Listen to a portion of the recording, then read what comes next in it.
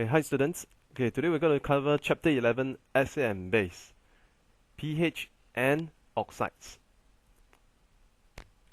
Okay, let's have a look at the lesson flow for today. Okay, for the first part of the lesson, we're going to introduce pH.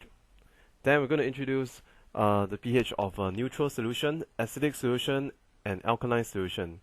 Thereafter, we're going to introduce what is oxides, as well as to tell you what is amphoteric oxides, basic oxide, acidic oxide, and neutral oxides. pH. Okay, pH is a measure of how acidic or alkaline a solution is. So that's a pH scale. And pH scale is numbered from 0 to 14. Okay, let's have a look at this pH scale over here. There are some examples of our daily stuff, okay, that are of different pH. Okay, so if you look at the where I'm pointing now, pH 7, okay, represent neutral. Okay, so what is in our life that has a solution of pH 7, like pure water? Okay, our blood is slightly higher than 7. So whichever that is higher than 7, it's alkaline. So our blood is slightly alkaline. So look at toothpaste. Toothpaste have a pH of about 9.5. Okay, so the toothpaste is alkaline. Okay, of course, the greater the number, the more alkaline the solution is.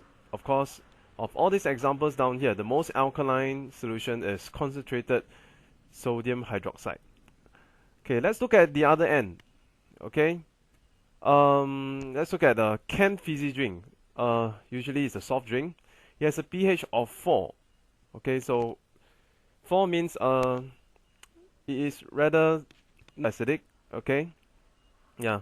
So the number that is closer to 7 will be less acidic. If you go down the number, let's say for vinegar. Okay, vinegar solution is having a pH of 3.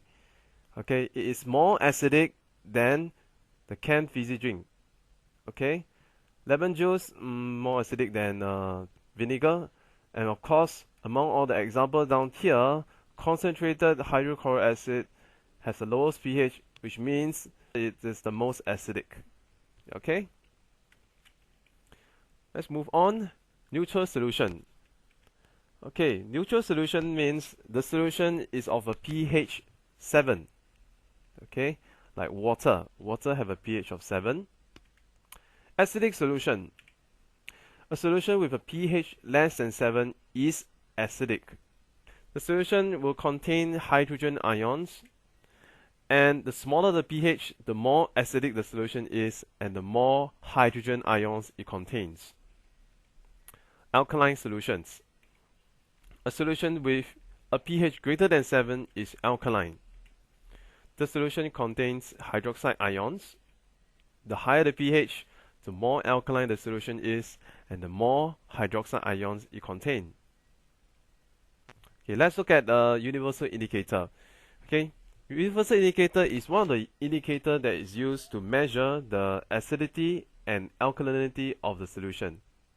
Okay, it can come in the form of solution or paper. Okay, so let's have a look. Okay, the original color of a universal indicator is green color. Okay, so if let's say you have a universal indicator and you drop it into acid, if the acid is of a very low pH, such as concentrated hydrochloric acid, then the universal indicator will turn red color. Okay, if it's slightly acidic, then the universal indicator will be yellow.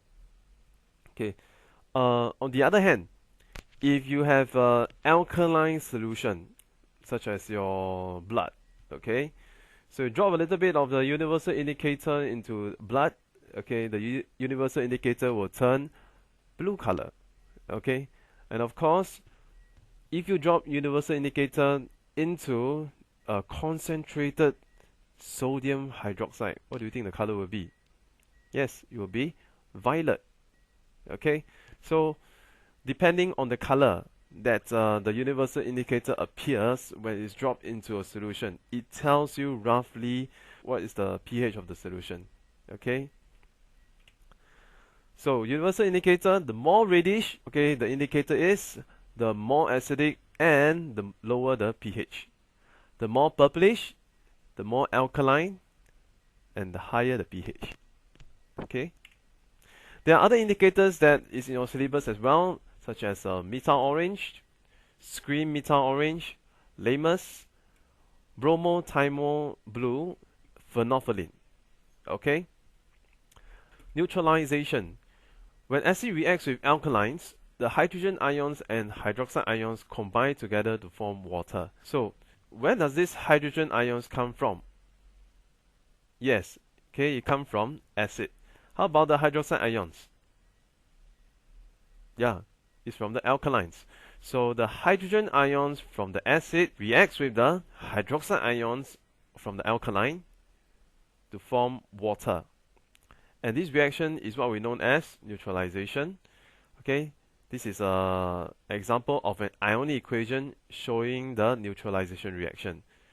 H plus, which is hydrogen ions from acid, reacts with OH minus, the hydroxide ion from the alkalines, to give you water, H2O. Okay, importance of pH and the soil.